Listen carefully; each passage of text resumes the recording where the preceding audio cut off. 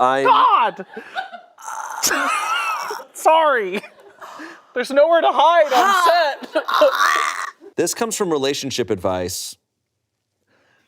What was that? A 40-year-old man wrote this. I started to cheat on my wife, who's 38, but stopped halfway through. Do I still tell her? What? Well, does that mean? I stopped halfway through. I only did a little. Halfway through. So, yeah, I it doesn't only did a count. little cheating. Right. My wife and I have a great relationship. And freeze. My wife and I have a great relationship. I can't say I have any real complaints. We have been together for 5 years, married for 2 of those, and up until now, I would have said I would never stray. I was away for work last week, and while I was in the hotel, a young woman, 21, sat next to me and began to flirt with me. I was extremely flattered by the attention. I have to admit, it was a real ego boost to be flirted with by someone so young, as I've started to get that middle-aged dad bod and have been feeling like I'm losing my looks a bit. After a bit of talking, the woman invited herself back up to my hotel room where we began to have sex. For me, it was all about the thrill of being desired by someone other than my wife, especially by a very young woman. I was slightly drunk, and I figured I'll probably never get the opportunity to sleep with a 21-year-old again. Ew. But the thrill wore off very quickly as I realized that I wasn't enjoying myself. This girl was not good in bed. She basically just laid there and starfished. Sometimes she would pull herself into what she thought was a sexy pose, but that was it. She didn't seem interested in me at all. I might as well have been a human dildo because she seemed more interested in herself and how sexy she thought she was. Sex with my wife has always been amazing. When I'm with my wife, she's all over me, talking to me and telling me how hot I am, grabbing me, touching me, getting on top, and so on. I feel like the hottest guy in the world when I'm in bed with my wife. With this girl, I felt like I could leave the room and she might not even notice, let alone care. She seemed like she just wanted the ego boost of a guy finding her attractive. I couldn't stay aroused, and I stopped about 10 minutes into it and asked her to leave, which she did. I took a shower and then called my wife to hear her voice. Now I'm back home, and so far I haven't told my wife about any of it. There's a guilty part of me that says I should because she deserves to know, but another part of me says, why should I torpedo our happy marriage and cause her pain for something that I didn't even enjoy and will never do again? All it did was prove to me that I want my wife more than anyone else. I want to do the right thing, but I genuinely don't know what the right thing to do is here. I know that I will never, ever stray again. Should I tell her or keep it to myself? Okay, you already torpedoed. You already torpedoed by doing this. Also, she invited herself up to your room. I believe you invited her to your room. Yep. Sir. Too late. It's already done. I'm going up to your hotel room. I don't know how I'm gonna feel about this. Right. I hope I say okay to that. And he's also framing this being like, well, I stopped halfway. And it's like, not because you were guilty, but because she was bad. Yeah. Right. She was bad in bed, so you stopped, and then you were like, wait. I guess sex with my wife's pretty cool. Which all the wonderful things you're listing about your wife is not gonna make anybody feel bad for you, King. Like, I am sure these comments are tearing him a new one, being like, you fumbled, you lost your wife, you had it. And it's your fault for not recognizing that. You don't have to go have sex with somebody else to be like, oh my God, wait, I love my wife.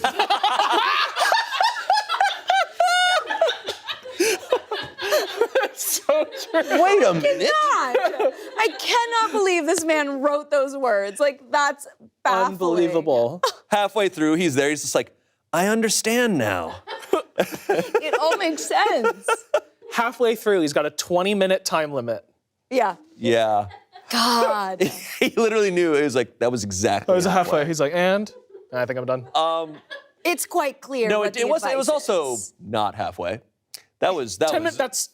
You're involved. That was halfway would be all like, in. I took my shirt off, and then you're like, I don't know. I was gonna say, like, I thought it could have maybe just ended with the flirtation downstairs of like being in the hotel room and she was flirting and him being like, oh, well, yeah, you know, you're attractive too. I'm interested, like, whatever. Yeah. And then being like, wait, what am I doing? I'm married. And Right. stopping there, which even in that case is wrong. Like, Yeah. that is a whole nother case of emotional cheating. But he literally went upstairs and started having sex with her. Right. Like, there's no halfway. The second he's engaging with her in any sort of real way, but especially the second that they are walking to the hotel room is, for me, it almost doesn't matter past that. Right. That's the decided. decision was made. that you made. Yep. And he could have stopped it there. And it still is like, you need to absolutely have a massive conversation with your wife. Right. And it probably is gonna be severe and suck. He's talking about it like, oh, why be honest with her? That'll torpedo. It's like, you torpedoed it. You already It's torpedoed too it. late. You already torpedoed torpedoed it. Right. It's gonna be, I think it's gonna be, there is less of a chance if you don't talk to her.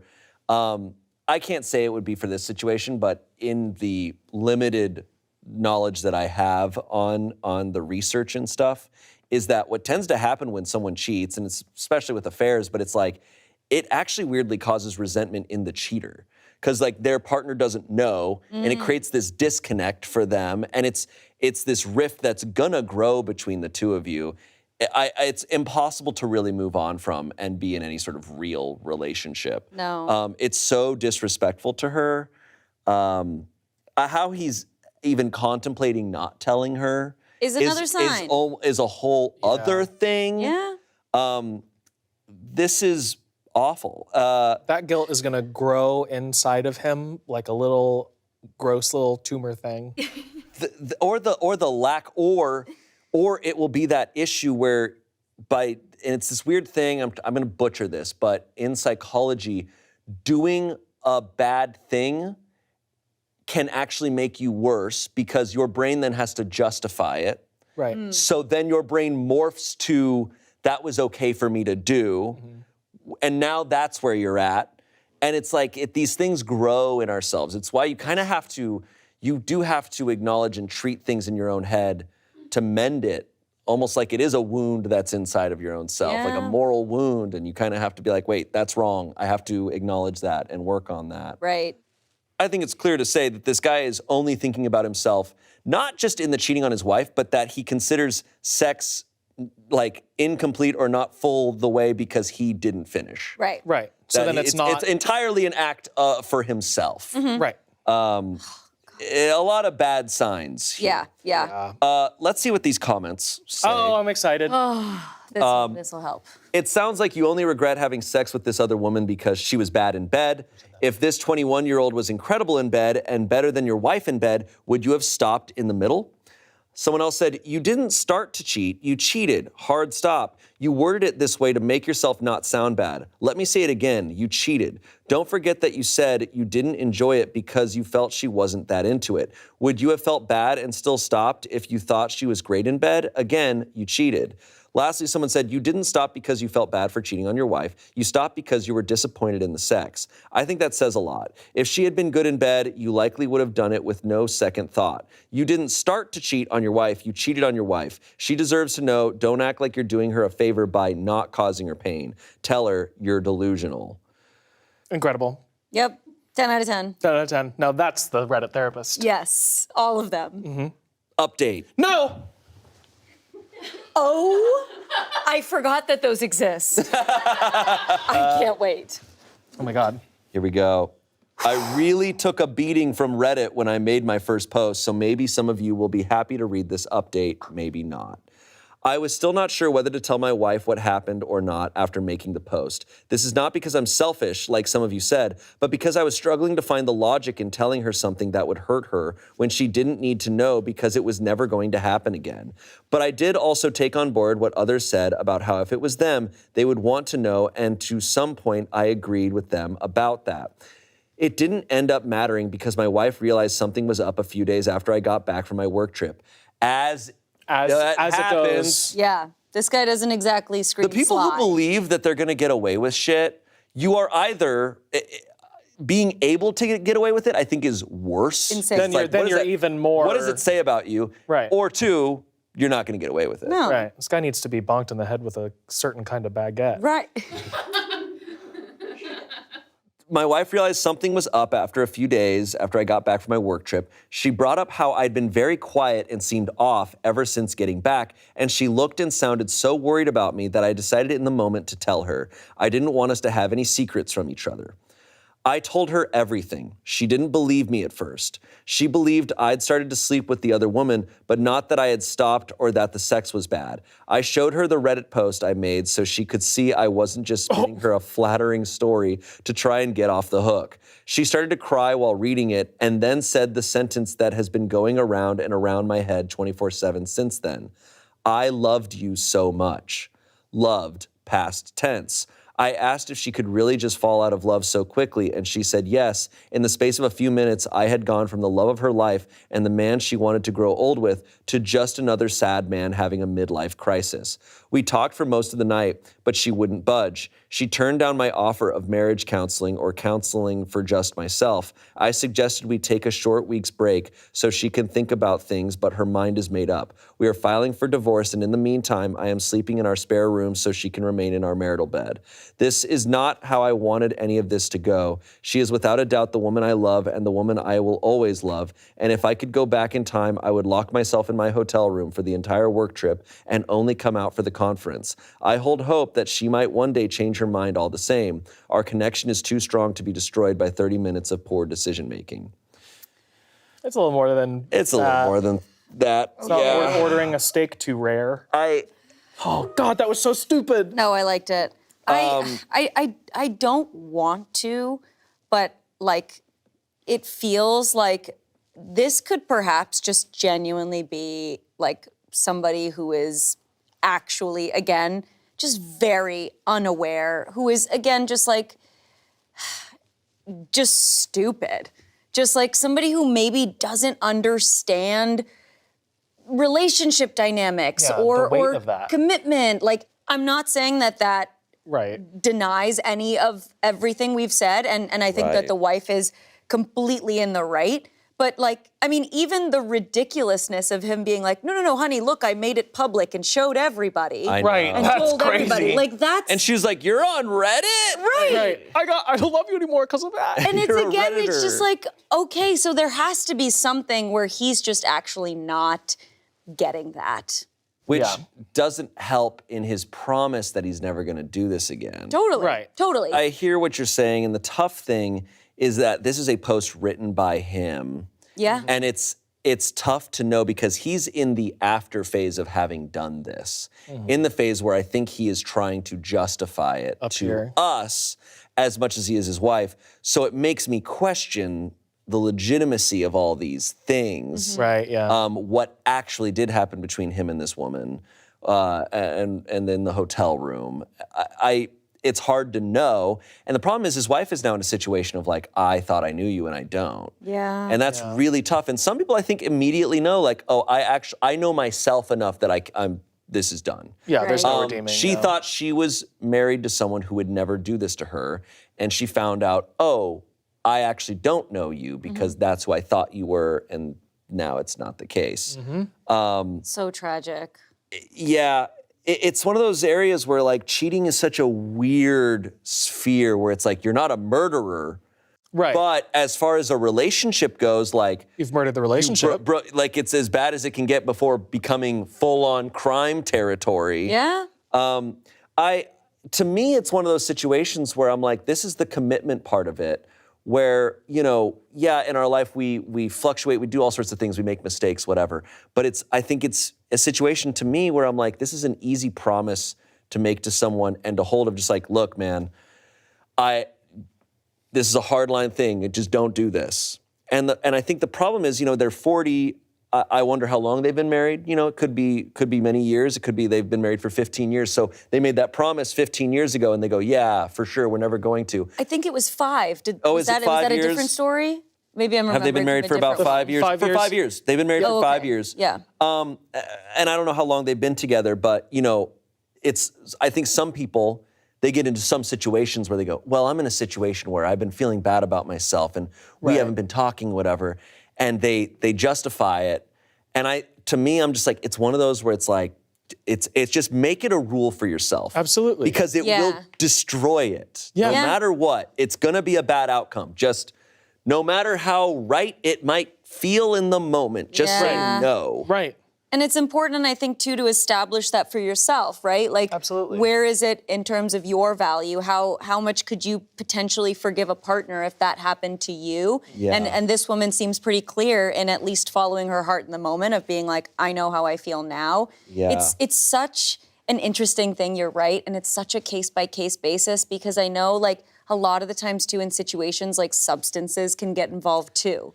Right. And that is often an excuse of like, oh, my thinking was impaired. And it's like, such well, a shitty excuse. Though. Yeah. And it's just like, well, but yeah, I agree. I don't think I would accept that. But like in this situation, it's like the hardest that you could make this is like, he realizes it right away. He does go and tell his wife. He fully apologizes and is like, I don't know what I was thinking and I was out of my mind. And then it's like, wow, what do I do? It really is just like an individual thing that you have to self-reflect and understand where you feel on it. And sometimes you don't understand until it happens to you, which is heartbreaking. Yeah. It's a good thing that she, got out of that because he clearly is very much creating a narrative for himself that, I feel like she doesn't know him anymore. So I'm glad she's free of that. Yeah. Yeah. Yeah. To have someone tell you that they cheated on you and try to follow it up with any sort of excuse or justification. I think it would have been over either way, but it makes me wonder, had he not followed it up with all the excuses and justification, if it would have been different at all. Probably not. But it's certainly not what you want to hear. No. Right. This is such an unreliable narrator Absolutely. right now. Made me want to choke him. My inclination, based on the wife's reaction, I think this is all many degrees worse than what we're getting. Absolutely. All right, our next story comes from Am I the Asshole? Am I the asshole for refusing to remove a tattoo related to my ex for my current partner? Ooh, I've never read a story like this. There's a 24-year-old man, my girlfriend who's 29, and I have been together 2 years. I only have one tattoo. I got it when I was 19, and it was given to me by my ex-girlfriend. The tattoo, while it's not directly about or for my ex, she was the person to tattoo it on me. It's a small, minimal tattoo. My ex and I never broke up. She died unexpectedly in an accident. I was 21. I haven't been in a serious relationship until this one I'm in now because I've taken time to overcome the loss and all the associated trauma. To me, my tattoo holds a lot of meaning. It extends beyond the relationship I had with my ex. I've tried to explain that to my girlfriend, but her thinking is black and white. If you're over her, just get it removed. Can't you do this for me? Don't you want to move on? It means you're stuck in the past. These are some of her arguments. Am I the asshole for wanting to keep my tattoo? Oh my God. That's a huge red flag. Yeah. For one, it's a minimal tattoo. I mean, regardless, it's his body. This is so different than what I thought it was gonna be. Yeah, same. But ultimately, this is one of those situations where if you're with someone, they have a tattoo or anything that they have with their body, and they go, this is my choice. I'm doing this. You kind of have to be like, yeah, all right. Yeah. Or if you have such a problem with it, then you don't be with them. Like, And you don't just control alt delete a tattoo. It is a process. It's painful. It's expensive. It takes time. Not everybody's Pete Davidson and can afford that shit. Yeah. You know, like going into the story, I was like, is this gonna be like a heart with her name on it type thing? Like, there's a lot that I would maybe understand, and I think it being tied to trauma and grief changes it entirely because it's not just about the ex. This is about a period of time in his life. This is probably about a huge moment for him. It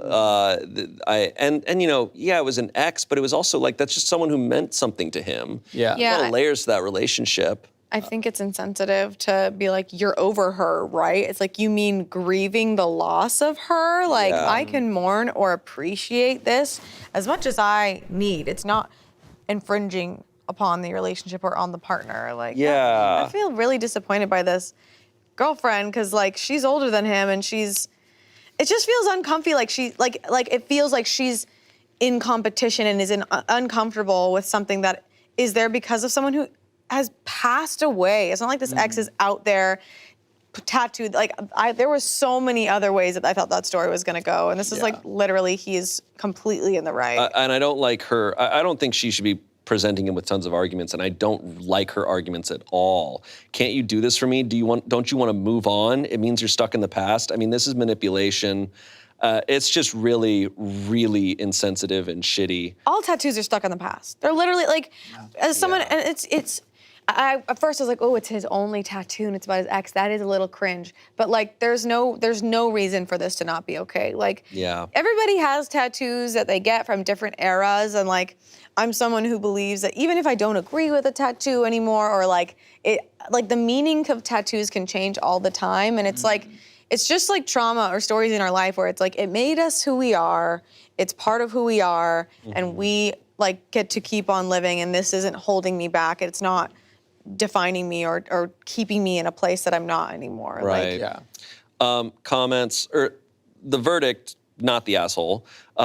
Comments, not the asshole. Demanding someone remove a tattoo in general is a pretty crazy demand. If it's not specifically a name or very obvious symbol of her, there should be no reason for someone to even request it be removed or covered. Your current girlfriend seems very insecure. OP responded saying, exactly, it's not directly anything to do with her. It's just that she gave it to me. Even when I had it done by her, it was a tattoo I was getting for myself. And while it did take on the added meaning of being something that exists in a world where she no longer does and will always be connected in that way, it's not something to be competed with. I wish I'd shared the deeper backstory about my tattoo with my current girlfriend earlier. I think I took too long in establishing this side of my relationship with her, having her earn my trust before letting myself become vulnerable to a point where I could share traumatic memories with her. All for her to say, remove your tattoo. Shaking my head. Maybe I'm an idiot and I don't know how to spot them, but I genuinely saw no red flags. This is our only real issue in our relationship, but unfortunately, it's a huge one. This is a thing we see a lot in partners and like relationships where someone is trying to set a boundary, but it's a boundary that's on the other person, like infringing on their existence, on their actions. Like you are being controlling, you're not setting a boundary. And like, if this is saying, do this for me, yeah, like you saying it's manipulative, it's definitely going to continue to be an issue. Like in other ways, this partner, their version of setting boundaries and having things done for them is controlling. I also think, I'm thankfully not very experienced with grief, but grief is a huge deal, and how people deal with grief is always very unique and different by the person, and you need to be very, very respectful of how they have dealt with their grief and whatever they've done and whatever they're currently doing. And as he admits, he's like, it took me a long time to feel vulnerable to share this, of course. Yeah. And the second he does, her response is, well, just get rid of that. Yeah. It's like, damn, I'm frankly shocked he's still staying in this relationship. Like, that's a huge thing. Just zero empathy. It's like, she's only looking at the tattoo as how it relates to her. Like, it's just completely selfish. She's only seeing the tattoo as this is, a past love of his, and that threatens me, rather than seeing like the emotional meaning that it has to him. Right. It kind of has a little bit of internalized misogyny in my mind of like, you're competing, it's the idea that another woman existed in his life. Yeah. It's like how men will freak out and hearing like, whoa, you're not a virgin? Ew, like it's a weird like idea. I get that, you know what I mean? Someone else said, she didn't even mind that tattoo until you told her your ex did it. Yeah, she's selfish and bad news. OP said, so you're correct. She did have some concerns even before I told her my story. She worried how my tattoo would be perceived specifically by her parents because tattoos historically have bad association in my culture. But it's not a big tattoo. It's very clean and not visible when wearing most clothes. She knew about me in my past. She knew everything. This tattoo is the least bad thing about me, but to her, it's the most intolerable. Someone else said, I'd reserve judgment on this. OP, do you talk about your former girlfriend a lot? Does your girlfriend feel like there's a ghost in the relationship?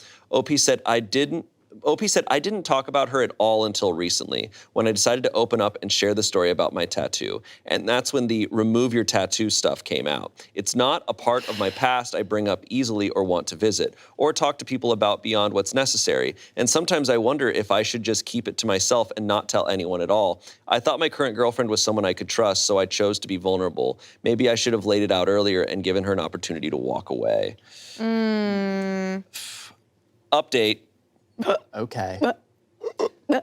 Thank you, everyone, for answering my question. I talked to my girlfriend, and even though I've explained the past, I tried to explain again one last time, thinking maybe if we could communicate our feelings more clearly, we would get past this misunderstanding. I explained my tattoo is personally meaningful to me in a way that has nothing to do with my ex. It doesn't mean I haven't moved on or that I'm stuck in the past. We talked for a long time, and I did not break up with her because of how this conversation went. I genuinely believed we overcame it. A few days passed, and she drank too much while celebrating a work milestone with her colleagues. She called me that night to come to her place. She was in a good mood that night. I fell asleep first. While I was asleep, she stubbed a cigarette on my tattoo.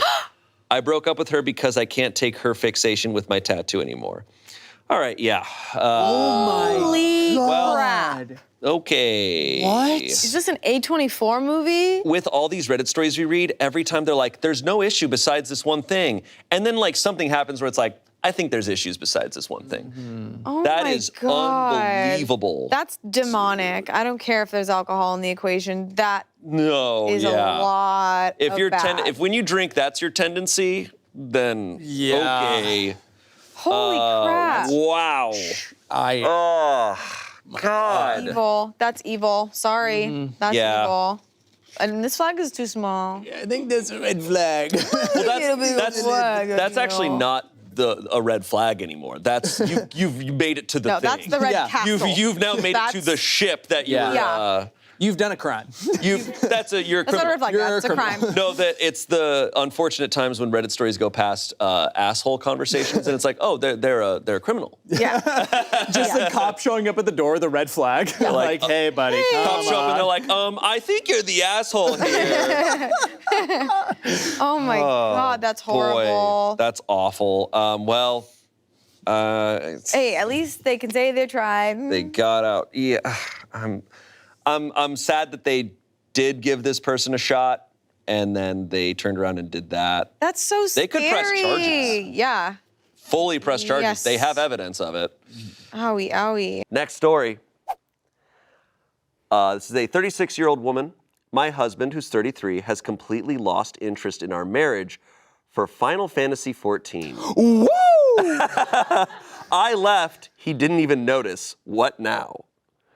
This is probably a tale Is that as... the online one? Yeah. Yeah. Oh, yeah, okay. Y'all don't understand. It's really good. I've heard it's great. This is probably a tale as old as Atari. All right, asshole. Asshole.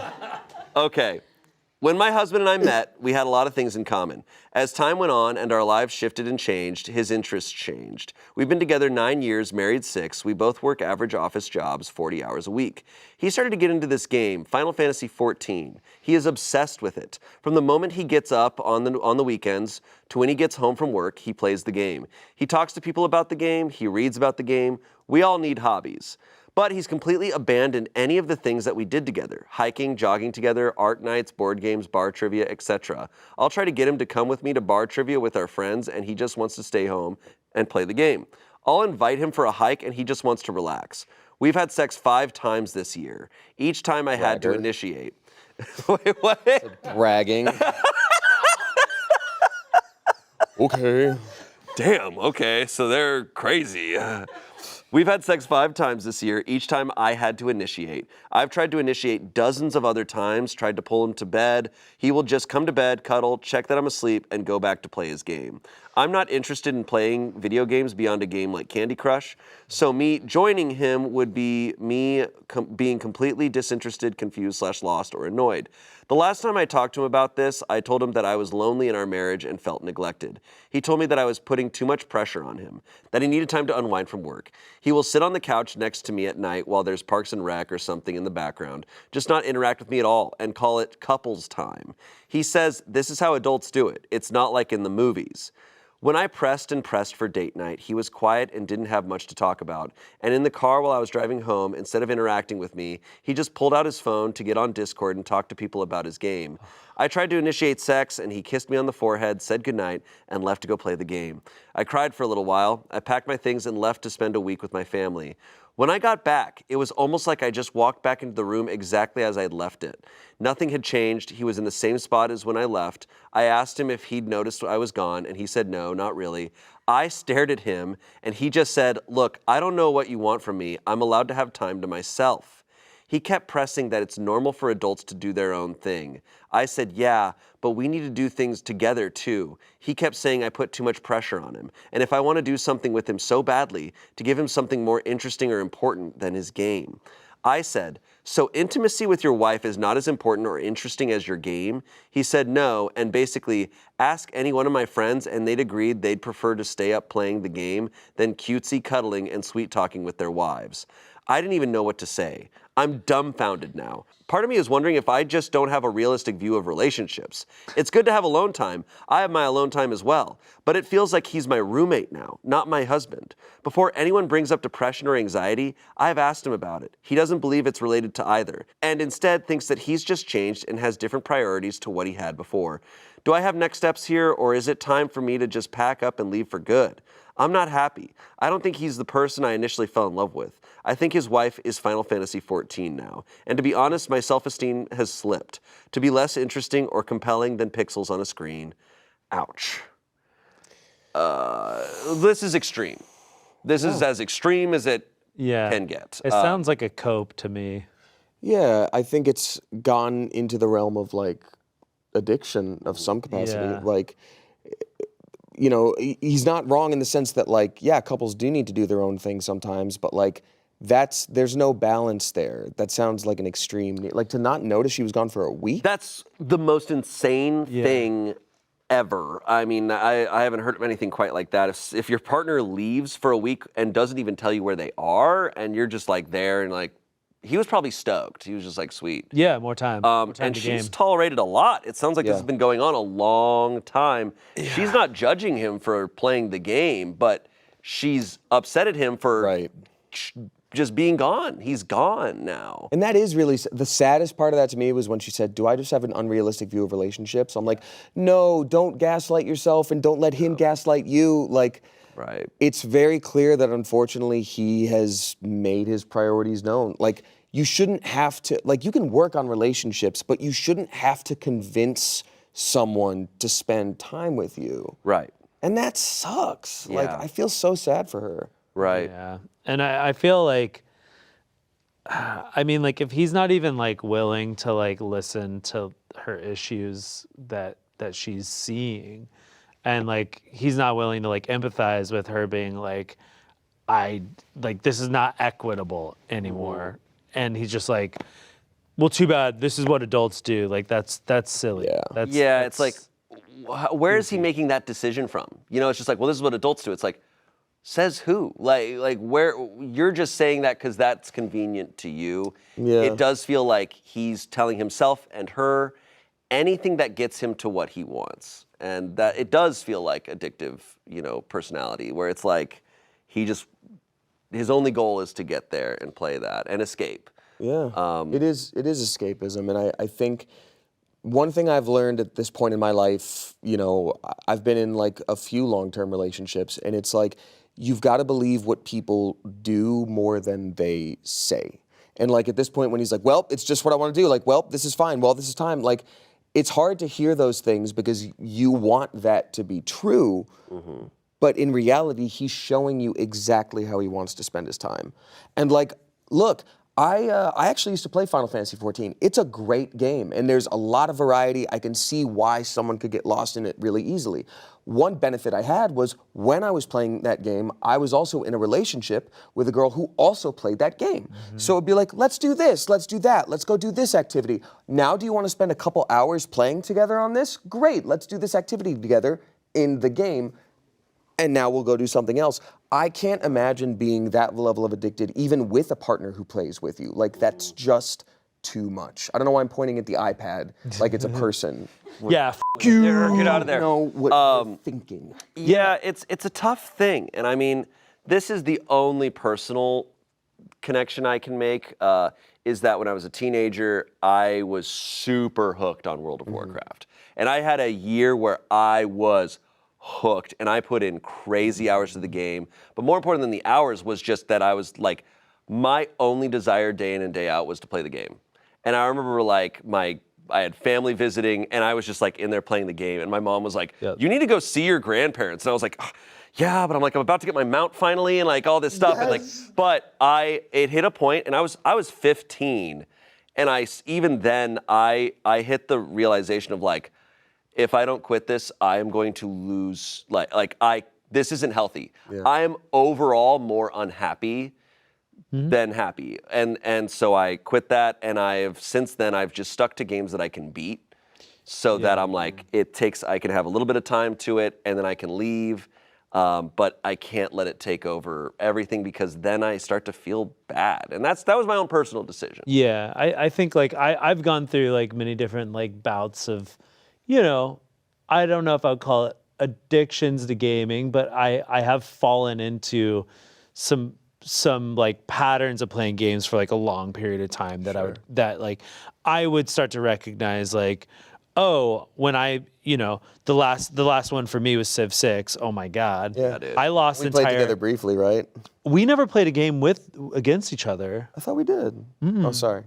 But I would love to, and then spend an entire weekend. Hey, do you want to relapse with me? Because I lost entire weekends to that game. But I also realized like whenever I did, that was in detriment to all of my relationships, things I needed to get done at home.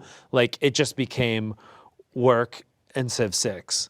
And everything else suffered. And like I think there were definitely times that I had to be like, oh, okay, like I need to acknowledge like I can't play this a healthy amount.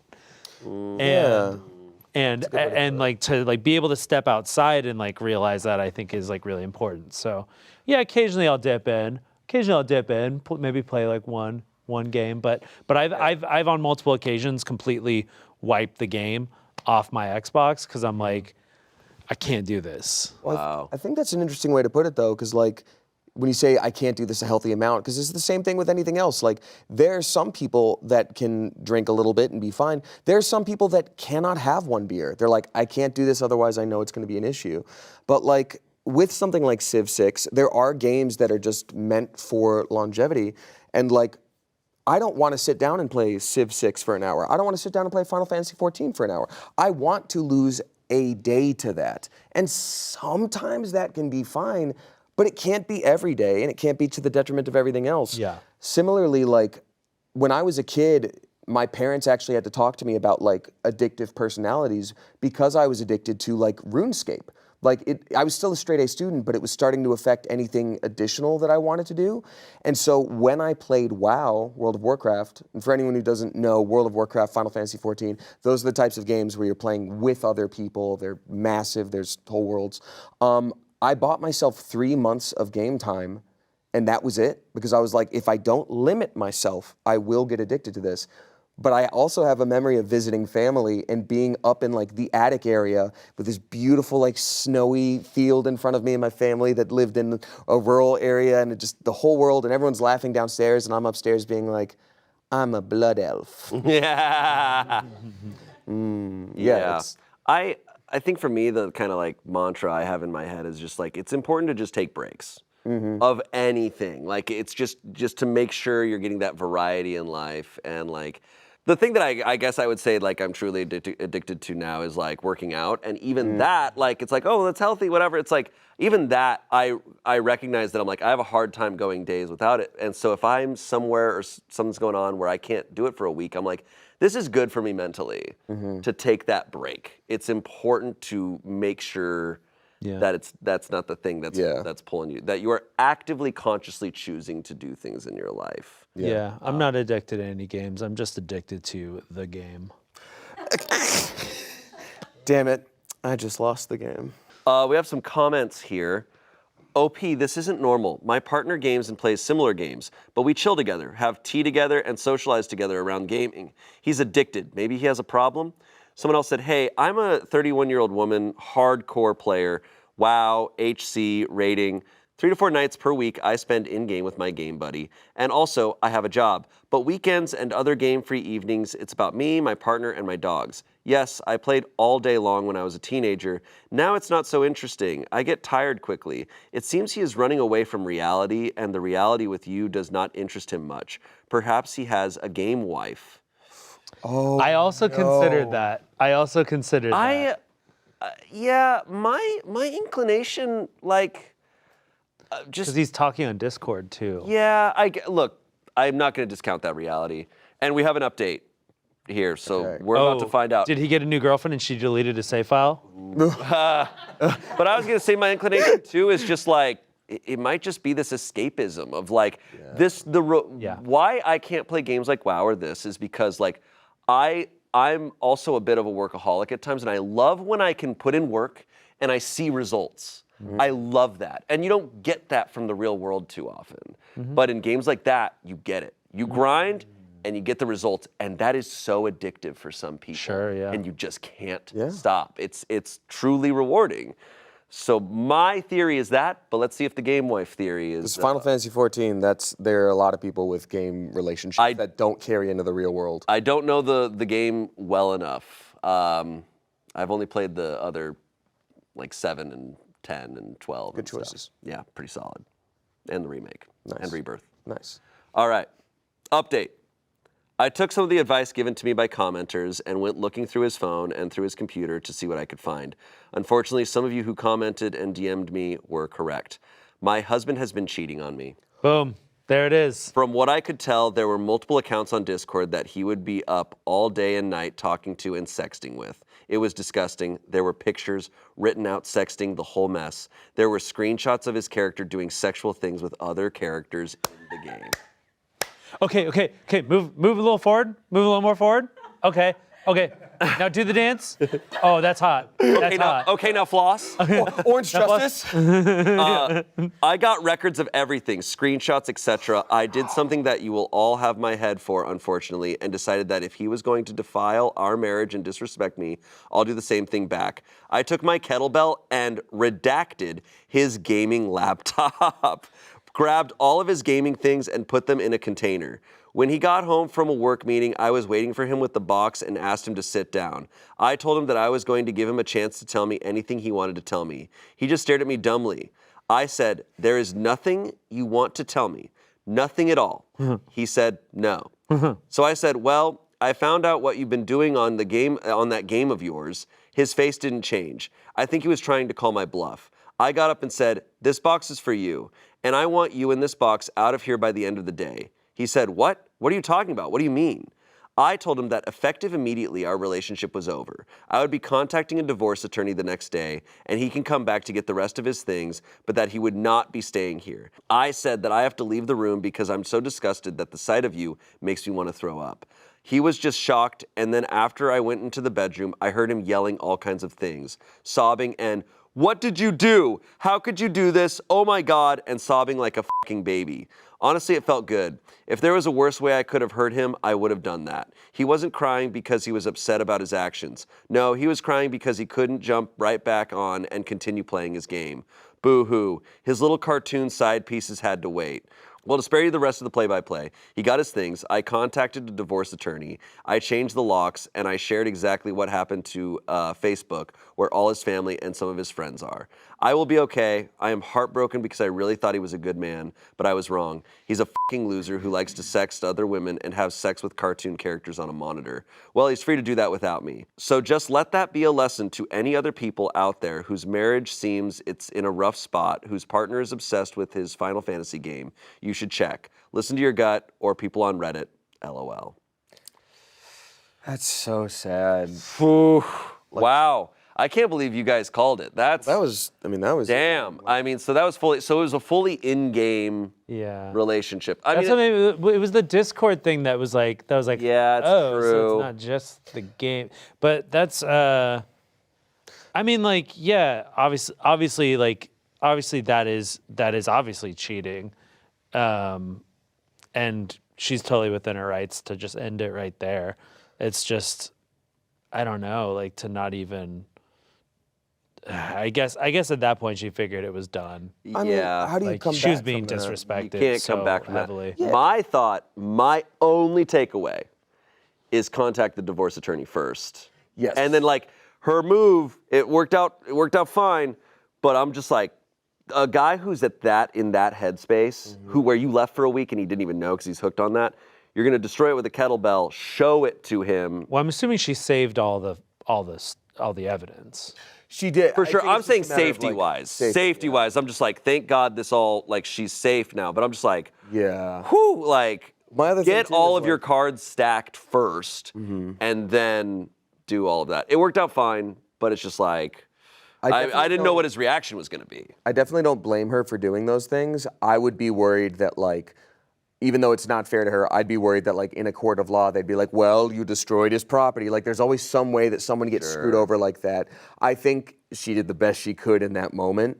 And, like, also from the sound of it, when she's like, there were pictures and it was disgusting, it sounded like, yes, there were characters, but also it could have been something else. And also, like... Seems like there's a lot of possibilities for all the stuff that could have been on there. And even before the cheating aspect, like, it sounded like this relationship was done. Yeah. And you just add that on top of it, and then the lying to your face when it's like, I found this. And he's like, what do you mean? Like, there's no way. No, to be like, is there anything you want to tell me? And him to be like, no.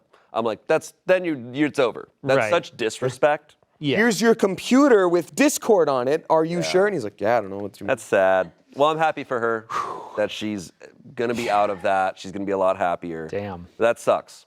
That really sucks.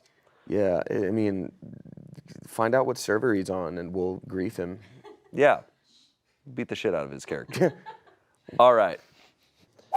Am I the asshole for not getting on a flight upon finding out that he put my kids in economy? Wait. I'm so excited. Wait. So my fiance has 3 kids from his former marriage, whilst I have 2 from my former marriage as well. Whilst. I quit my job to start focusing on getting my degree. He's become the breadwinner, if you will, although I still contribute with my savings. I also do 80% of childcare and chores. Long story short, he wanted me and my kids to attend Thanksgiving with his family, who are located across the country, and we were supposed to go yesterday, ahead of time to get a rental place. He booked our tickets and everything, but later, before the flight, I found out that he, his kids, and myself were put in first class, whilst my 2 kids, 14 and 10, were put in economy. I was stunned. He acted like it was no big deal and told us it's just a few hours and the kids could just hang in there for a little while. I asked how he could think this was acceptable, and he got mad and said, since he's the one paying for the tickets, then we go by his rules. I immediately turned around and took the kids and made my way out of the airport. He started following us, screaming at me to go back, but I refused and told him that I no longer felt like spending Thanksgiving with his folks after this. My youngest cried because she never flew without me. He went with his kids, me and the kids are home. He has not stopped calling, trying to berate me, and even had his mom text me that I needed to get over myself and stop teaching my kids to be spoiled and entitled. She said that the fact that I was willing to miss Thanksgiving with the family over something so trivial shows my real character and personality and mindset, or lack thereof. I have not replied, but I feel horrible. Am I the asshole? Should I have just let it slide and just went? In case I wasn't clear, me and the kids left our family/hometown so we could go celebrate with his family in his hometown. My kids weren't too excited about leaving their grandparents for a week or so. Ooh, No, honey. God. No. I find myself so much on this show having to consciously close my mouth. Because so often I'm just sitting here like, Right. oh. That's such a deliberate, conscious decision. Like, Totally. I kind of don't use this word, like, I try not to use this word, but I'm like, that, it comes across to me kind of, that's abuse. Like, that's treating these kids in such a different way. Oh, yeah. Like, that is psychologically, that's going to affect them, and he knows that's going to affect them. He's literally, you might as well tell those kids, hey, you're not as special. Right. Like, you're not worth as much. Oh my gosh. I mean, what a horrible thing. You're supposed to be all a family. Exactly. You kind of have to all be a family. You can't do that. Right. It's so manipulative of the husband, too, because he knows she's getting her degree. She's still contributing as best she can, but she's not currently the breadwinner. Right. And it seems like he's using that to his advantage to punish people for no reason. I despise so much when relationships are so obviously inequitable. Like, that is a clear case of, you're right, it's vicious to do that to her kids, right? Like, it would be one thing if he was like, all the kids, you know? Like, we're gonna set some kind of standard for the children or something like that. But to do only that to her kids, And she said it immediately after. How could you possibly think that that's acceptable? Right. What's your reasoning? And I understand too that for a lot of people, you know, just because they're married, it's not like her kids are his kids, right? Like that might not be their dynamic. They're 10 and 14, but he loves her. And so him treating her kids that way is actively disrespecting her as well. If I'm her, I'm going, oh, you don't love me. Like, you don't care about me. Like, you don't care. If you don't care about my kids, you don't care about me. I just think this is such a clear sign. Yeah. And I know the Reddit advice is always like, divorce, but I'm like, this guy clearly. Yeah. Also, like, how like, the fact that he just thought that she would be okay with that, you know, like, oh, you're gonna cut, just like, yeah, it's okay, just leave your kids back there. They can deal with it. Like, it's it's so disrespectful and so gross. Yeah. And what a line to cross as well, to get your mother involved by being like, hey, can you text my wife and tell her that her character sucks and that her kids are spoiled? Like, deal with it yourself. And he had not told her this until they were at the airport. Manipulative. And yeah, and she also said like her daughter had never flown separately from her on a flight. So he was gonna do that and then be like, oh, it's no big deal. And they're old enough to get it. Like Exactly. If 10 and 14, they're like, yeah, he they're hates like, us. wow, yeah, that's Right. an asshole move. And it's probably already difficult for these kids to understand this relationship, which again, like it's both of the parents have clearly separated. They're now on probably their second marriage. It could be further than that. It's already a difficult thing. And now it's just magnifying that separation and making it that much harder for them to accept this other parent that's entered into their life. Like he's making zero effort to close that gap. Right. Verdict was not the asshole. I think it was great of her to stand up to him in that moment because that sends a signal to her kids like, hey, like she's on their side. They saw that. She cares about them. That matters. Comments, not the asshole. His kid's in first class, your kid's in economy. That's a bad sign for the future. Then his response is to berate you and future mother-in-law, calling your kids spoiled and entitled. Even worse. It would not have ended there. I would be done with that relationship. Someone else said, no, you are right and not the asshole. Either all kids fly one way or no dice. If you can afford first class for 4, you can afford first class for 6, or all fly economy if you don't want kids to feel entitled. He has clearly shown where your kids stand, especially over his kids. You may want to rethink marriage to an asshole like that. Lastly, someone said, not the asshole. Your fiance seems to be missing the point. It's not that you expected your kids to be in first class, but that once everyone else was in first class, it was not okay to put them in economy. I would be very worried about how he treats your kids in comparison to his own from now on. My brother's widow is remarried to someone who makes a lot of money. I can assure you that he treats her kids exactly as how he treats his own. The separation is the problem here. I fly economy. Most people fly economy. Economy's fine. If he wanted to treat himself and her to be like, hey, let's ride first class, all the kids can go at economy. Right. That's fine, but don't separate the children. That's also like, that's gonna create a crazy dynamic for those siblings. Right. Like the 3 who get first class, they're gonna know too. And that's gonna make them f***ed up. It's just such an obvious difference that it's almost like, it's so ridiculous to think that people wouldn't. It's cartoonishly evil. Right. To go on and like actually book those tickets and do that on purpose is really, I can't get into the headspace. Like you really think a 10 and 14-year-old kid isn't gonna realize, or your wife? Yeah, he's also saying like, his response was, oh, well, they'll just hang in there, it's fine. I'm like, then why didn't you all fly economy? You all hang in there. Save so much money if it's not that big of a deal, man. I don't understand how anybody could see this, read this situation and be like, well, you know, he's got a point. Like that it is, it's evil. Yeah. It's just like he just obviously does not care about these children and does not care that anyone knows it. Right. Like it could be that that's just not computing for him. Like he's not actually feeling that care and compassion for these kids and thinks it's just like a little thing, which, you know, again, if he is used to booking these first class tickets, it could be a sense of like privilege, right? This lens that's over him that he's maybe not quite calculating, but then the wife calls it out, right? Like that's your moment to recognize like, oh, I've done something wrong. Again, like we were referring to with the first story, this is your moment to be like, oh, I f***ed up. It's hard to go from blatantly making a choice like that to being like, you're right, my behavior is bad. Yeah. This is, I think this feels conscious to me. Right. Like we don't want to lend that to him because of the this isn't behaviors that reflex. follow. This is like, he really thought this out. Yeah. Update. What do we think? So they're divorced? They're engaged. They're engaged. They're not They're married. engaged, It's okay. her Okay. fiance. Okay. Which means she can a lot more easily get out of this. Break it off. Doesn't have to sign a paper. I think this is a break it off moment. I think Yeah. so. Again, not because of the initial situation, but what followed His reaction after. as well. All of that was inappropriate. I'm currently getting myself and the kids packed so that we can stay with my mother. This has happened before in other instances, but I kept thinking to myself, this is not right, but I have invested too much time and effort in this relationship, so maybe this shouldn't get in the way.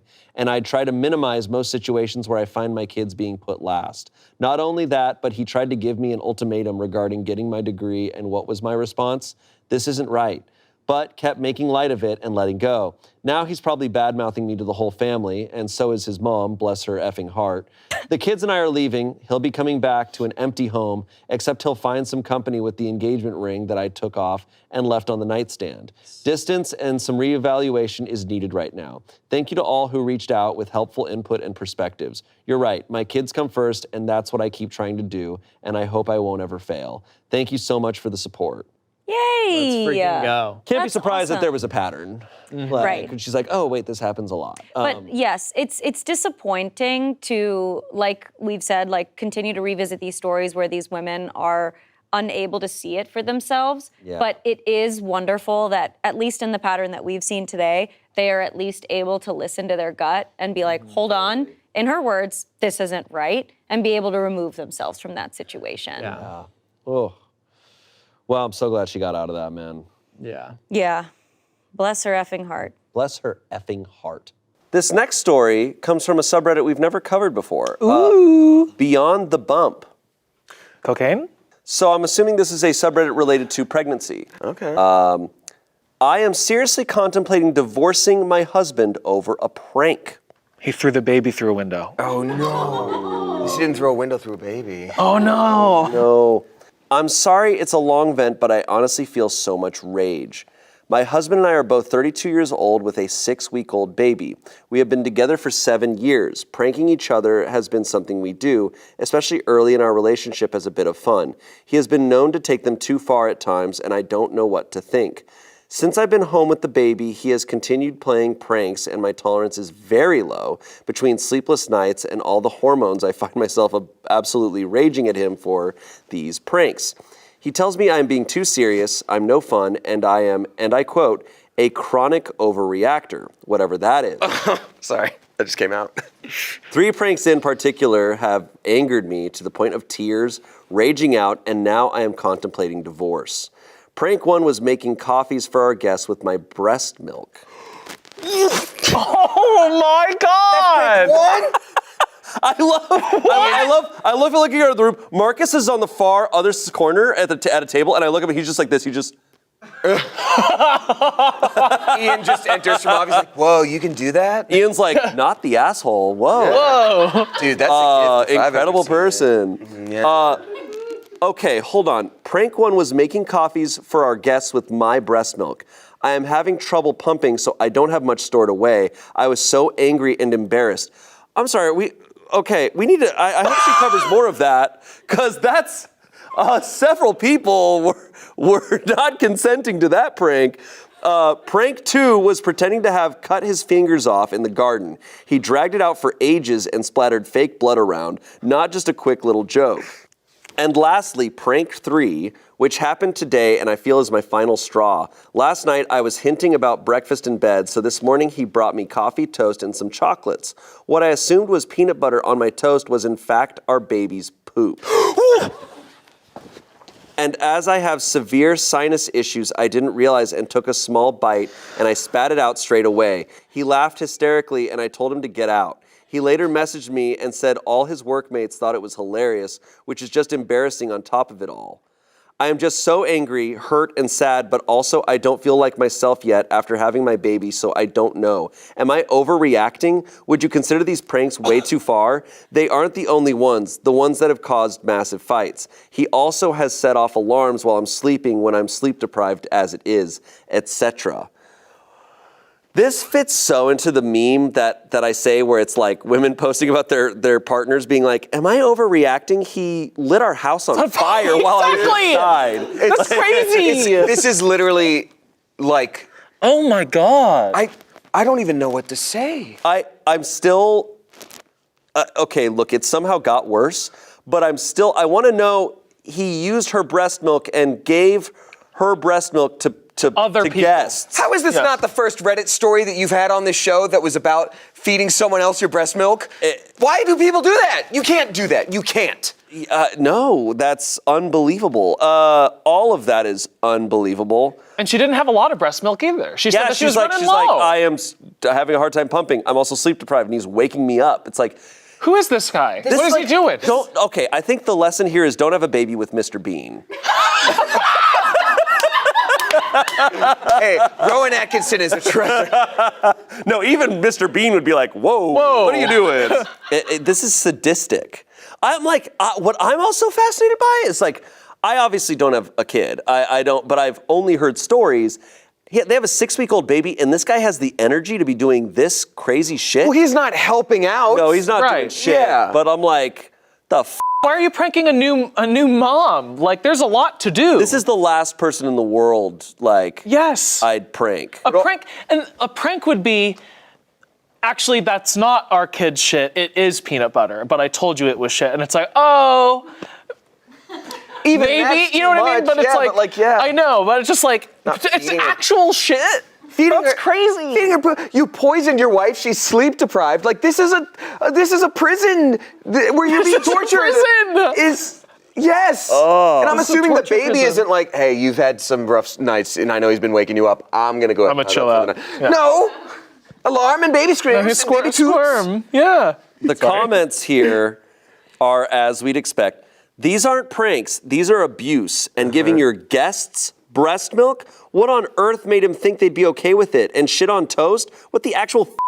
That is not okay, ever. I'd be divorcing him if I were you. That is beyond messed up. And then telling his coworkers? God, if I had a coworker say they did that to their wife, I'd be absolutely disgusted and horrified for their wife. Someone else said, no, you are not overreacting. That is psychological abuse. Get yourself and your child out of that situation. Your husband fed you shit, then laughed at you. That is not the story you want for yourself. Someone else said, what the f***?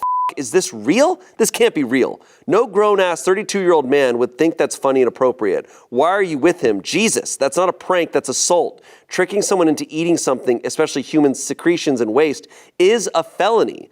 OP said, I'm in Australia, so I will look into the law here, but I doubt anything will be done in a legal sense. There's no overreacting, it's reacting. She is reacting to this stuff. And if someone's saying constantly that you are overreacting, something's not being addressed. No, I almost think she's underreacting. The fact that she's not 50 miles away in a car, like, calling for help, like... The fact that she was able to write, like, yeah, he gave our guests my breast milk, and then, like, moved on to other parts of the story, I'm like, what? Update. Oh, wow. Yeah. I had a very brief chat with him. He came home, I was in the master bedroom with the baby and told him to go away, so he sat in the living room, ordered himself KFC delivery, and gamed. I went down and flatly said, on what planet was what you did this morning appropriate? He straight out said, you should have seen the look on your face, and began hysterically laughing again. I kept my cool and said he wasn't welcome in the bedroom tonight. I am going to go to my sister's for a stay. I don't know any further plans at this time. It has been a long 6 weeks, and if anything, for the next week, I want to catch up on some sleep and be able to enjoy my baby. Update number 2. Okay. Please be safe. My husband is now giving me the silent treatment and acting annoyed at me, which I've come to realize is what he does if things don't go his way. He will sulk about things until I give in. I've had a lot of time to read replies, and I really look back on a lot of things and realize that he uses pranks and jokes as a way to be horrible to people and gain attention. His parents think it's funny and that he is a hilarious goofball, when in reality he isn't. I look back and so many pranks have been so awful and mean. Even in 2018, he gave a friend a marijuana gummy before a flight from San Francisco to Australia, and his friend had a panic attack in the bathroom on the plane, and he still laughs about it and thinks it is one of his greatest tricks. He has accidentally let my pet Budgie out that I had prior to when we met, but now I look back and it was most certainly on purpose, as he doesn't like animals and always said birds were dirty animals. What I've really noticed looking back is not just the pranks, but he has zero care if someone is worried or upset about a prank. It in fact eggs him on more and more, and he goes to great lengths to trick people into a state of upset, then will laugh and brag about it, which just leads me to think he has no empathy for another human being. Ultimately, I have lost trust in him. Even if he says no pranks again, I will not believe him, as he has said that before, then planned on elaborate month-long prank. I don't want him pranking my baby. He constantly tags me in pranks on Facebook involving kids, and he will 100% do it, as some I've said are not cool, and he said it's character building. He has no respect in reality, and even the stupid things he does, like leaving his own poop in the toilet for me to find, or waking the baby, or wetting the car seat before I hop in, are just blatant displays of disrespect. My sister is on her way to pick me up, and I'm going to have a week away and most likely get legal advice regarding separation. Period. Okay, yeah. I mean, the like emotional manipulation there is insane. Like, I feel like this term is overused. Maybe it's not the right term, but I'm like, this might be a psychopath. Like, he's constantly poisoning people. Shit, breast milk, weed gummies, none of these things are consented to. He's laughing about it and then manipulating their emotions afterwards. That kid is not safe. And I pray that, like, she has full custody. Yeah. Well, it's certainly a trait, because he like the severe lack of empathy that he finds, people's negative emotions funny. That I'm like, you don't, when someone's in a state of distress, especially your wife who has a 6-year-old baby, you'd feel zero care. Right. Zero, and feel zero remorse. You're immediately just upset and like, fine. They'll like nonchalant, let's just be like, well, I'm gonna order KFC and game then, if you're upset. It's like, so. You don't care at all? No, it seems true. It seems like the pranks are as we were saying earlier, it's like, this is sadistic. Like, these are a guise for him to kind of like have fun with people and like get his enjoyment out of hurting people. Yeah. Scary stuff. Very scary. No, I mean, because, I'm not a psychologist, I'm not an expert, but, we think of psychopaths as like killing people and stuff. And it's like, what I think it often comes out as, like, those types of traits are like, probably more like this, more day to day. But I'm not an expert on that. I mean, look, there's no diagnosis that's necessary. This guy's awful. Right. He's been diagnosed as awful. I can kind of relate to this in a way, because I think people will be able to guess it.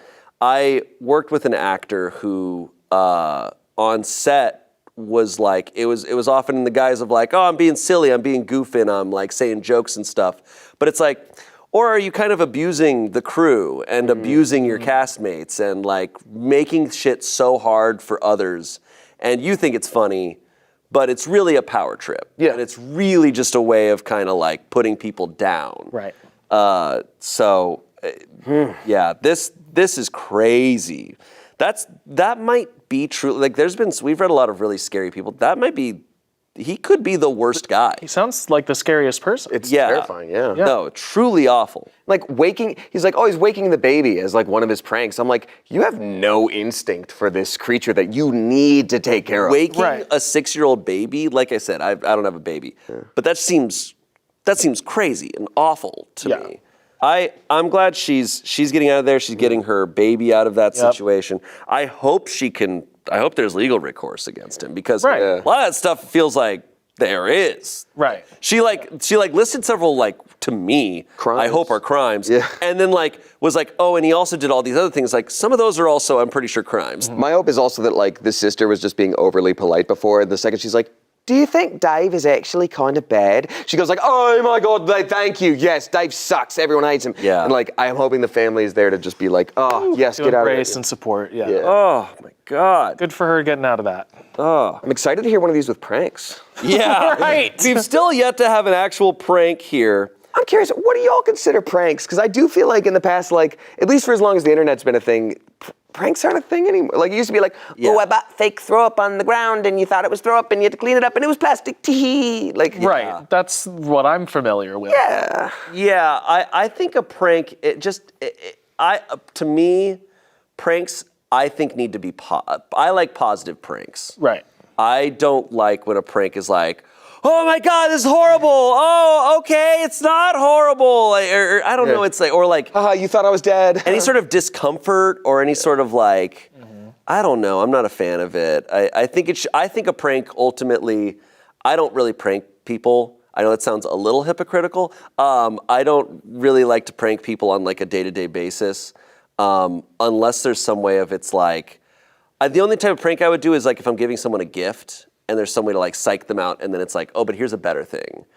But like, I don't have an example of that in my head.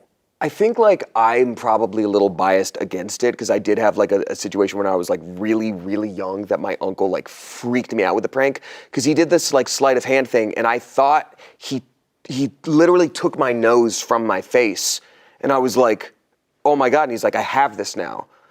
And then he gave it back and I was like, okay. That was really funny. That's how you know it's funny is when someone goes like, that was funny. That was funny. All right, let's move on to our next story. I should give a trigger warning on this. This definitely involves an uncomfortable stalking situation. If that is at all something you do not want to listen to, you can skip to our next story. Time code right here. All right. Here we go. This comes from Best of Redditor Updates. Original poster's delusional cubicle neighbor keeps a journal about her. There's a note here. This post is formatted through journal entries and commentary from the original poster. Additionally, names were added by me to make it easier to understand due to OOP censoring the names out.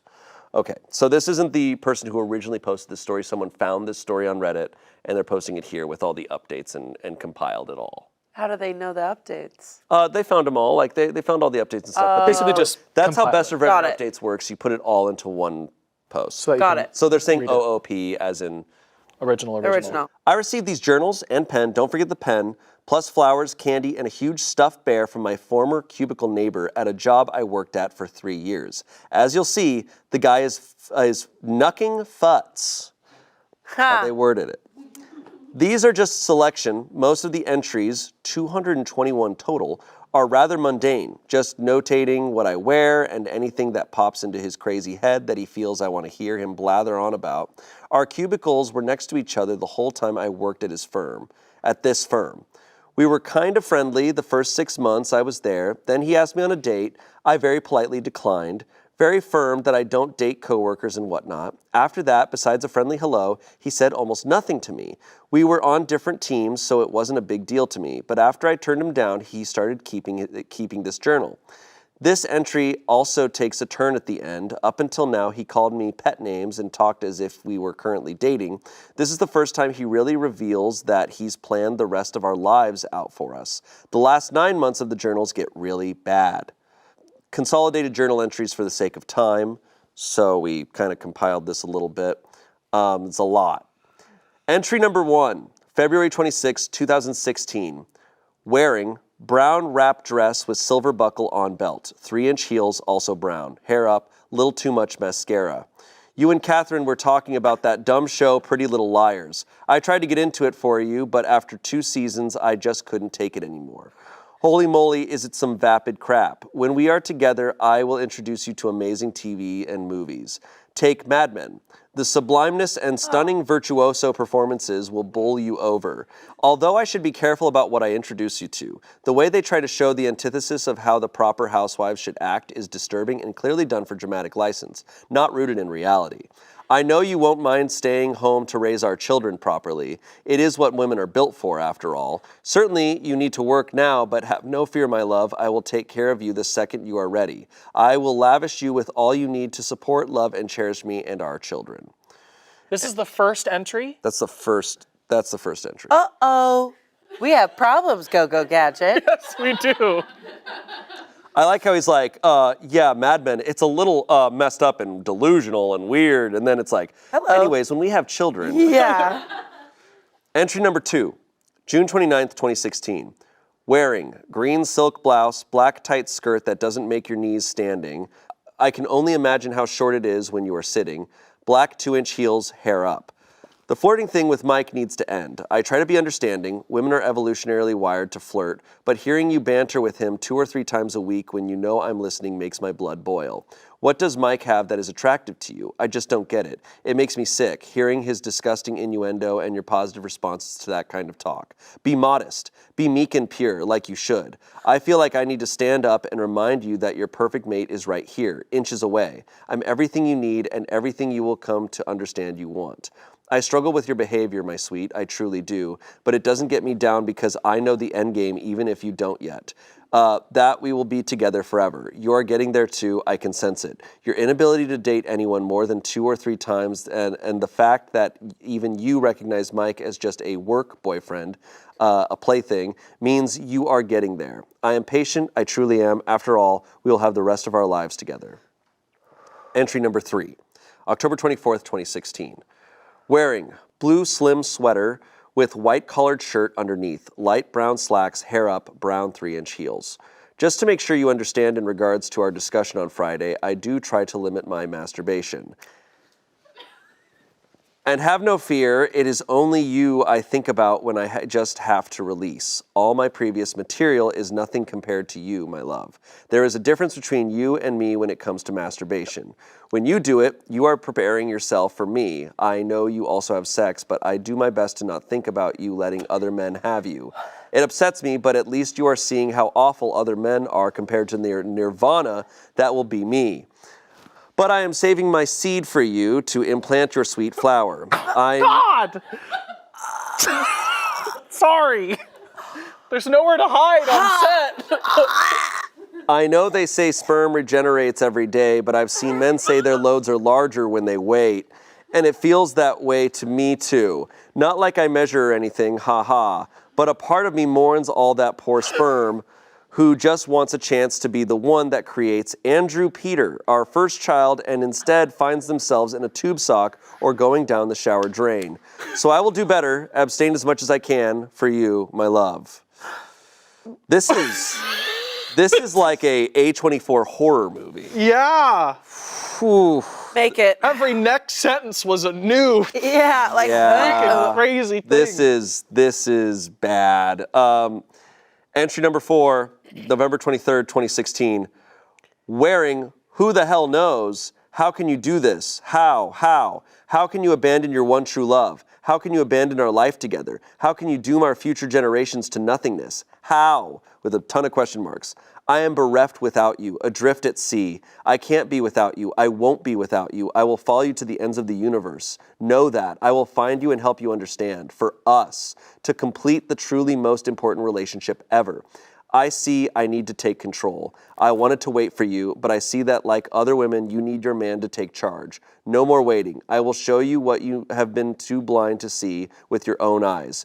What has been sitting patiently listening, documenting for you, for posterity. Fine, I get it. I understand you are telling me to be the man. Stop crying, creep, you are saying. Stop being a goddamn pussy. Have you been talking to moms? Ha. Fine.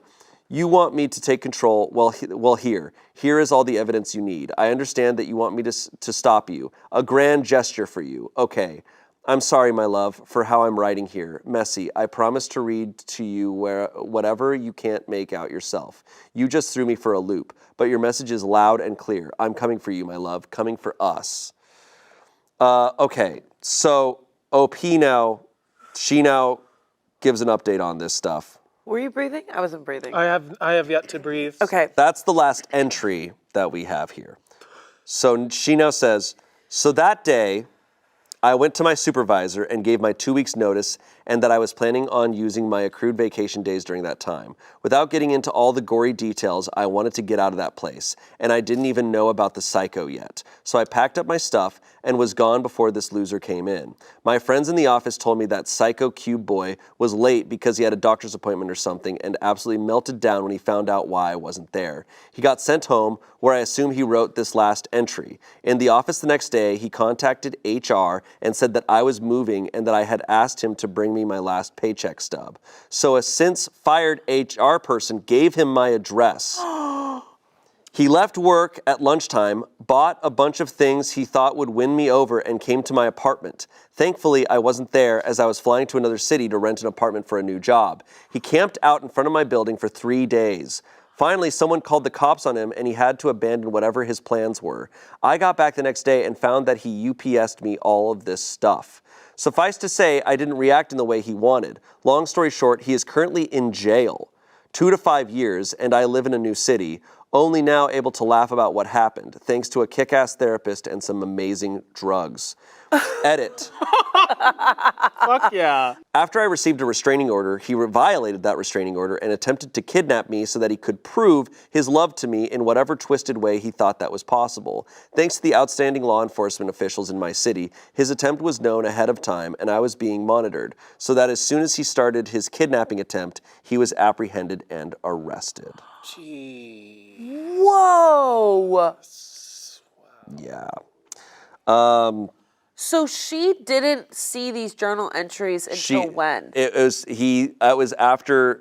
I am a little confused by that, but so that day I went to my supervisor and gave my 2 weeks notice that I was planning on using my accrued vacation days. It wasn't about him. So she was quitting and leaving, and then he freaked out, and then got her address, sent her all of that stuff, and then She probably read it and then did the restraining order. oh yeah, I mean yeah.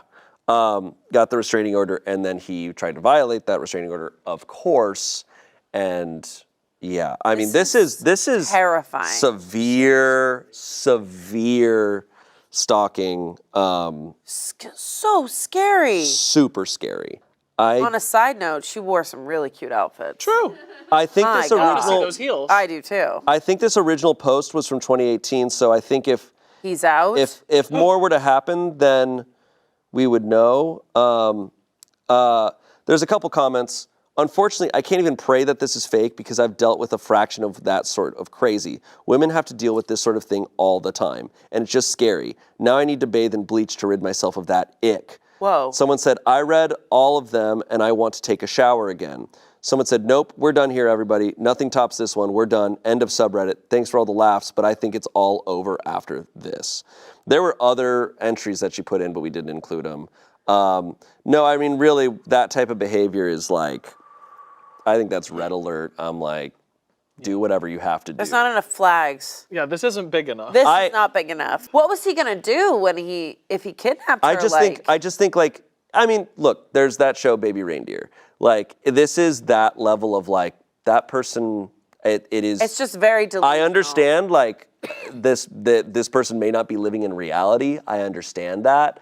I want to have empathy for that, but there's no room for that. Well, when you go to a kidnapping place, you lose And unfortunately, some empathy. with that, even at the beginning, even that entry number 1, I'm just like, yeah, you have to assume that that's what's going to happen. We started that. You can't have any like benefit of the doubt for people like that are in this state. You have to immediately go to, all right, they are a huge threat. And God, it's really scary. He was probably watching her every day. Was he getting his job done? Probably not. That HR person. I know That's the worst That's- of all of them. No, I think this is okay. This has happened a couple times in Reddit stories, and I think the biggest thing ever is never give anyone's address unless that person has said, hey, can you give that person my address? Don't. And if they get to that ever. point, just text that person your address. Yeah. Right, don't have someone else give Don't give anyone someone's phone number or address. Just don't ever do it. No. Yeah. I don't think ever. Like, it's like, why are you asking me for their address? Yeah. Like, it's just, especially a coworker. That's not like a even family members, because you don't know what's going on. Even if someone's like, oh, you use that, bartender or whatever, it's like, oh yeah, here's their website, or like, here's their email maybe, but like. Their Linktree. Yeah. Linktree. No, because I'm like, don't give someone's address, especially if you're an HR person. What a failure. This is so scary. Yeah. So scary. I wouldn't just say just women. There's a lot, like men also deal with this too. Oh, it's a thing that happens. And it definitely happens in like work scenarios, right? Yeah. It's unfortunately very common in our industry. Right. But it also happens to people every day. Oh, that made me so sick. Yeah. Hey, everything's bad, be scared all the time. No, just kidding. Hey! No. No. Well, no. no. I mean, just don't read the journals. That should have gone in our horror episode. That is straight up no a amount horror. of ghosts or demons. If I read that script, like a horror script, I'd be like, whoa, this is That is straight scary. up a horrh script. I sincerely hope she's safe. Well, it sounds like she's a badass. She's like, she's tough. She's like, I'm out of here. Yeah, and that HR person f***ed up by giving them her address, but hopefully if she's moved to a new city, it'll be a lot harder for him. But yeah, it's terrifying, man. I just she's gonna have to go. I hope she's free of going the rest of her life being like, holy shit, is he nearby? Yeah, that's the curse of this. Is yeah. But wish her the best. Hope she's well. Yeah, me too. Trigger warning: death threats. I've heard this one is probably our scariest story. Okay. So skip this one if, This comes from True Off My Chest. My boyfriend's coworkers joked about killing me in their work chat. My boyfriend and I got into a fight about his job yet again. I noticed he was texting a lot after the fight, so once he went to sleep, I went through his phone. I saw the first few texts of them calling me names and saying I'm self-sabotaging things, but then it turned dark. One coworker said he should roofie me so I just sleep and leave him alone. The next one said she knows how to place a catheter, a feeding tube, and IV so they could knock me out and not kill me. But then her next text made my heart stop. She said they could just chloroform me, pull all my teeth out, and feed me to pigs so nothing was left. The next coworker said her grandparents do have a pig farm. My boyfriend said, LMAO, no, that's great. And of course, they all immediately said they were all joking. I packed quickly and quietly, grabbed my daughter, and left. Now my entire life, as I knew it, is over. I feel like I'm overreacting. I know the police can't actually do anything, so I can't even report it because they never said my name or anything like that. I'm just scared and sad. This is awful. Edit. I have actually talked with him after unblocking him. Didn't tell him anything, but he claims it was a joke. No one actually threatened me. They were all just venting, and I'm overreacting like always. And he isn't going to argue with the voices in my head. Still not going back, but I'm letting him incriminate himself more. He also claims I was never supposed to see the messages anyway. That's his safe place, and I ruined that for him. Whoa! Girl, first of all, daughter. Second of all, run. Are you kidding? That's my safe place? I have your work chat? You're joking about getting fed to pigs? Yeah. Holy a catheter? crap. That's a medical term. No, thank you. No one should say that word unless it's real. No, thank you. Yeah. This is so bad. That's you don't. People don't know what a joke is. That's not something you say about someone you supposedly love. If I'm her, maybe she thinks she couldn't show the police, but I would have. I would show the police because that's crazy. Yeah, but also you could send it to their manager at their job and be like, hey, this is what all these coworkers are talking about. I wonder if she screenshotted any of it and Hopefully sent it to she herself. did. I mean, I'd be terrified to do that though. Honestly, this is terrifying. yeah. This is really scary. Comments. Even if they don't mention you by name, I would go to the police because they are speaking about killing someone. Someone else said, I don't even think killing is the word for this shit. The things they described were so grotesque, intricate, and disturbing. Someone else said, first, good decision. Joking about killing your spouse is beyond messed up. Second, if his coworkers are so invested in getting rid of you and your ex is entertaining this discussion, my guess in true Reddit long jump Olympics is that she is more than a coworker. OP said, she actually is. They had an affair about 6 months ago. He told me she no longer worked there, but I recognized the number in the group chat. Someone else said, if you didn't send these messages to yourself, please take time to jot down everything you remember about the messages before more time elapses, in case you ever need them again. I hope you don't. She said, I did. I got all the screenshots sent to me and have them sent to other people so they are safe.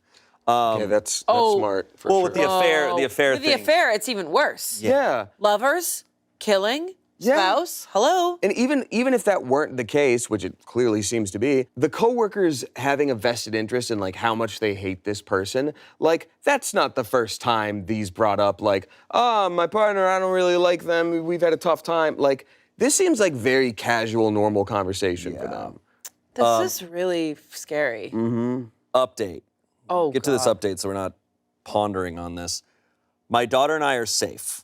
We left that night and got to our safe spot and haven't looked back. I didn't realize just how bad the mental and emotional abuse was until it was pointed out in a lot of the comments. I really appreciate that. I did report it to the police. I was able to gather enough proof that they were talking about me, and they decided to charge them with assault by threat, which won't keep them in jail for long, but long enough to maybe scare them into leaving me alone. The 3 of them did lose their jobs. While it was a local-owned business, I didn't realize it was a franchise. I reported all the messages to corporate, as well as some more I had found about shady things. So I don't have to worry about them messing with anyone's food after the awful things that they planned for me. I'm working on filing for full custody of my daughter. I did meet with an attorney for a consultation and got some sound advice on what to do until I can actually file and get the ball rolling. My ex has been blowing up my phone, rotating between begging me to come back and then attacking me about ruining his life over a joke and calling me every name under the sun. I did find out the coworker in the chat wasn't the only girl he was sleeping with. My friend went and packed up the rest of my stuff and grabbed one of his old phones by mistake. His Apple ID and most things were still logged in when I powered it on. Multiple dating apps and profiles, thousands of messages between him and different women. He slept with a lot of them. Lots of lies from him about being at work when he wasn't, and lots of lies about times he worked and things like that. It went back to at least November of last year, so who knows how long that's really been going on. So yes, my life is all flipped upside down, and I'm obviously heartbroken and angry, but my daughter and I will be okay, and I'm okay with that. We aren't ever going back, and I'm just ready to move on, get settled again, and also get every STD test available. Thank you to everyone who offered support and messaged me. I really do appreciate all of it. I might post an update once everything is truly settled, but for now, this is it. Whoa! That's nuts. Whoa! Woo. Kudos to this, to OP for like recognizing this and getting out of there, because like when we do have conversations like this, or when you're watching true crime or whatever, we have the luxury of being like, time to read a Reddit story. There's something that makes this a story. Time to watch a true crime. There's crime in the genre. We know what this is. This is just her life. And she had to be like, is this crazy enough for me to leave with my daughter? And it's like, yup, but that's not always easy to see. No, and also congratulations to her, because it's not very hard to leave. Yeah. Right. It's very hard to leave. It's scary to leave. I understand that like Really the threats scary. are there, and it's like leaving is a really scary part. But thank God she got out. Just reading these stories, it reminds me like this is what scares me. Be like, that house is apparently haunted and people see ghosts all the time. I'd be like, I'll spend the night there as opposed to hanging out with any of these people. 100%. I'll go chill in a haunted house. house. A Ouija board in that house before dealing with any of the people in this story. People are way scarier. Yeah. Way scarier. All right.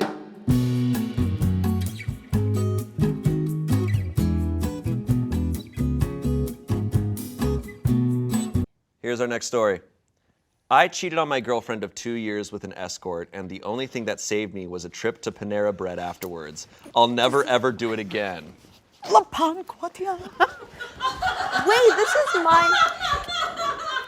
We had 2 very different reactions to that title. What was going on there? No, sorry, I just got excited, and then I said an inside joke. Maybe that wasn't appropriate. No, it's okay. Can you say it again? I got excited because I was like, oh my God, they're getting juicier. And this happens to me all the time on Reddit stories. After the first one, I get, oh man, here we go. Settles in. This one is insane. I cheated on my girlfriend of 2 years with an escort, and the only thing that saved me was a trip to Panera Bread afterwards. I'll never, ever do it again.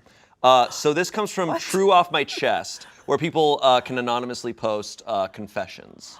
So he's posting a confession here. So me and my girlfriend have been dating for 2 years now. I really love her, but I've had a sex addiction side to me that's taken over my life. Guess I don't really love her if I'm cheating on her, right? Well, after months of research, I wanted to meet this escort who I've been seeing online in ads. So I told my girlfriend goodnight and instead Ubered to the hotel where the escort is staying at. She was beautiful, but the whole time I was imagining my girlfriend. It wasn't the best experience. After we finished, I left, contemplated telling her, but didn't. So after I left, I Ubered to Panera Bread to get something to eat. My girlfriend knows I like going out to restaurants by myself. I actually prefer eating alone as I get a lot of enjoyment out of it. I finish and Uber home. 2 days later, she hits me with the, "So did you go anywhere of note 2 days ago?" I say no. She then pulls up Uber receipts from my email showing I Ubered to a hotel. I logged into my email on her computer a couple months back. I was shocked. I was caught, I felt ashamed, and I was shook. I didn't know what to do, so I did the worst thing possible. I lied. I said Uber took me to the wrong location, since I'd only been there 20 minutes before Ubering to Panera. She found that plausible, I guess. I gaslit her saying that she doesn't trust me and that she doesn't love me. That Ubering there was an honest mistake. She knows it wasn't an affair because she's been with me the entire month. It was just a quick 20-minute escort visit. She couldn't ever imagine me using a sex worker. So we argue, but ultimately we agree that I went to Panera Bread and came home. It's been 2 months since then.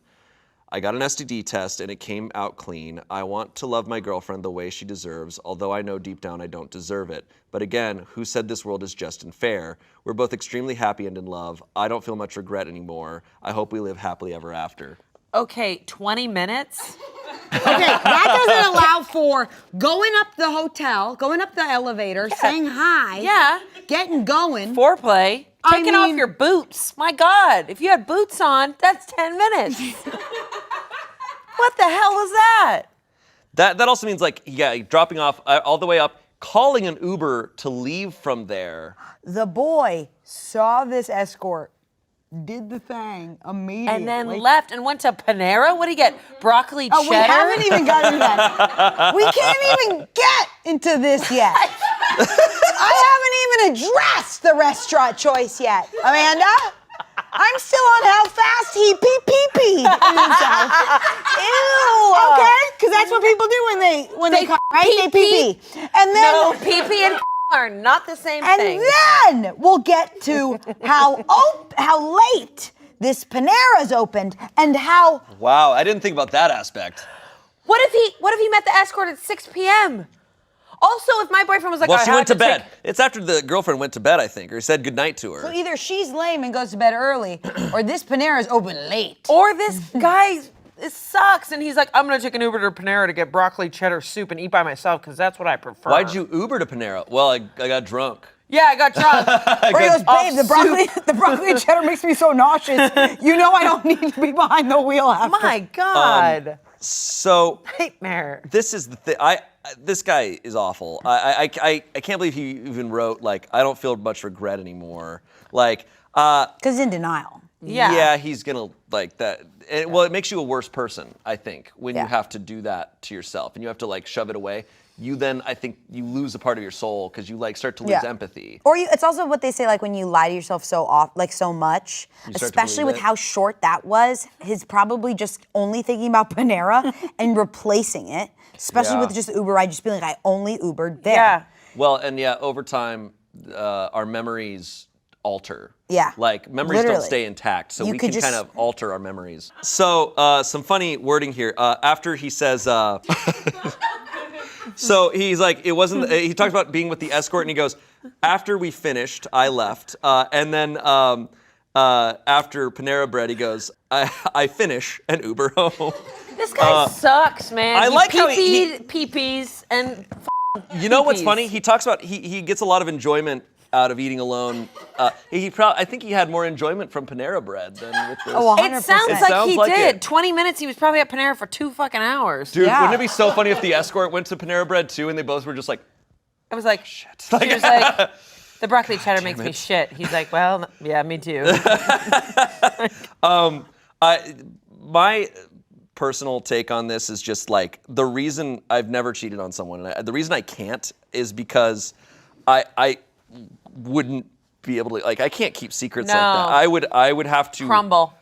The only way I could get away with not telling them is if I just broke up with them immediately. I'd be like, we're done, I'm done, we're breaking up, I gotta go, and I'd have to leave. You walk into a wall. But I would still feel horrible, I would have to tell them. That's why I think this guy is literally using banana bread. Whoa, where'd you go? That was so embarrassing. Yeah, really embarrassing. I think he's using Panera Bread literally as like your brain's like trying to like heal itself and like not go into trauma mode and like use it as like that's the only reason why I went. Yeah.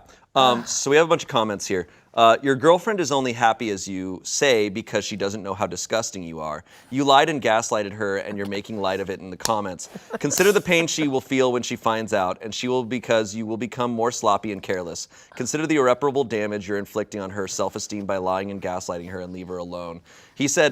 He responds, exactly my point. It's been done. I can live with the guilt and hurt I've caused. Why does she need to be in the crossfire? I've changed and am trying to be the best I can to her. Sometimes it's not as simple as black and white morals. She won't be able to live with herself if she knew. I don't want her to feel that pain. What a fucking asshole. I know, that's an asshole. Crossfires. This guy sucks. Someone else commented, she needs to leave you before you do it again. OP said, good thing she won't, and she'll never find out. I have her right where I want her. Smiley winky face. I'm happy, she's happy, and I don't plan to do it ever again. So the commenter said, I'm sorry, but I have her right where I want her gave me literal chills. Do you understand just how disgusting you sound? He said, I admit that was a terrible choice of words. I do feel remorse, but think that this way is more optimal happiness situation for both of us. I can't lose her, even if it was my fault. Another commenter said, what a piece of shit. This is so specific that here's hoping someone sees the post and shows the girlfriend. Another commenter replied, assuming it's real, it looks like someone did. Update. Scroll down. Let's go. Oh my god. In my fan fiction version of this, I printed out I printed out at all the Paneras because hopefully they go to Panera together. Do you know want what I mean? some of this blanket? I can't tell. Here we go. Okay. I am the girlfriend. I left him. Don't know what to do next. Parenthesis, it wasn't Panera Bread, by the way. He lied about Panera Bread. What? I have made so many broccoli cheddar jokes. What the hell? If he lied about Panera Bread, I don't know what to believe. About? Oh God, my is God. it like Applebee's? How did she find this? Okay. Wait, keep going. Where do I even begin?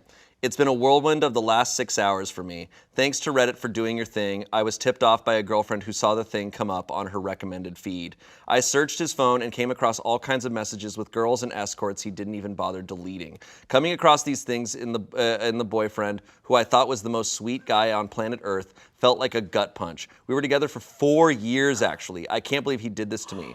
He looked at me and tried gaslighting me again about how that was all a work of fiction and that none of it was true.